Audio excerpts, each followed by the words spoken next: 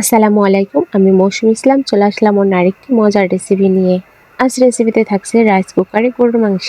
তাহলে চলুন রেসিপিটা দেখে নেই। রাইস কুকারে যে স্টিলের পাত্র রয়েছে ওইটাতে আমি 5-6টা পেঁয়াজ কুচি করে কেটে দিয়েছি পরিমাণ মতো লবণ, একটা তেজপাতা, সেই সাথে দিয়েছি দারচিনি, লবঙ্গ, এলাচ।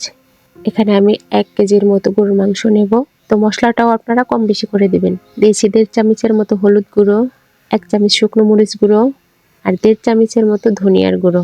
দিয়েছি পরিমাণ মতো গোলমরিচের ফাঁকি, দিয়েছি 2 চামচের মতো আদা রসুন পেস্ট। এখানে কিন্তু জিরা গুঁড়াটাও আমি 1/2 চামচ দিয়েছি। এখন হাত দিয়ে সবকিছু ভালো করে মিশিয়ে নিতে হবে। এটা কিন্তু একটু সময় নিয়ে মিশাবেন যেন পেঁয়াজগুলো থেকে একটু পানি ছেড়ে দেয়। আর এটা মাখতে মাখতে কিন্তু পেঁয়াজগুলো অনেকটা নরম হয়ে যাবে।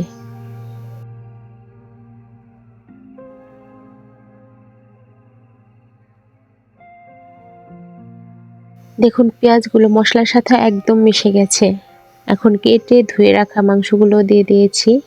রাইস কুকারে রান্নার ক্ষেত্রে অবশ্যই সাবধানতা অবলম্বন করবেন যেন একটি দুর্ঘটনা সারা জীবনের আফসোস না হয়ে থাকে। নেড়ে দেওয়ার জন্য কাঠের খুন্তিটাই নেবেন। এখন এগুলো ভালো করে সবকিছু মিশিয়ে নিতে হবে।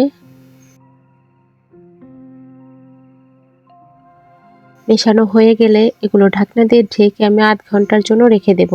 1/2 ঘন্টা পর এটা এখন রাইস কুকারে বসিয়ে দিয়েছি। রাইস কুকারে বসিয়ে দেওয়ার পর ঢাকনা দিয়ে ঢেকে রেখে দেব মিনিমাম 1 মিনিটের মতো।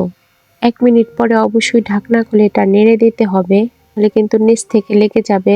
প্রথম অবস্থায় 2 থেকে 5 মিনিটের মতো এটা একটু একটু করে নেড়ে উঠিয়ে দিতে হবে, তাহলে কিন্তু পরবর্তীতে আর নিচে লেগে যাবে না বা পুড়ে যাবে না। দেখতেই পাচ্ছেন আমি কিন্তু একটু পর পর এটা ঢাকনা খুলে উপরের গুলো নিচে আর নিচের গুলো উপরে দিয়ে দিচ্ছি।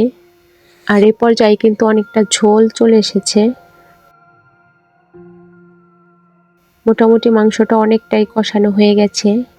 এখন আমি মাঝারি সাইজের কয়েকটা আলু নিয়েছি আর আলুগুলো কিন্তু আমি আস্ত দেব। আর এই আলুগুলো কিন্তু আমি মাঝ বরাবর চিড়ে দিয়েছি যেন মশলাগুলো ভিতরে যেতে পারে আর আলু ভালো মতো সিদ্ধ হয়। গরুর মাংসের মধ্যে আলু আস্ত দিলে কিন্তু আলুটা ভীষণ ভালো লাগে। অবশ্যই বাসায় ট্রাই করবেন। আর এই আলু দেওয়ার সেই সাথেই দিয়েছি কয়েকটা কাঁচামরিচ। মাংসের মধ্যে কাঁচামরিচের ফ্লেভারটা কিন্তু ভালো লাগে।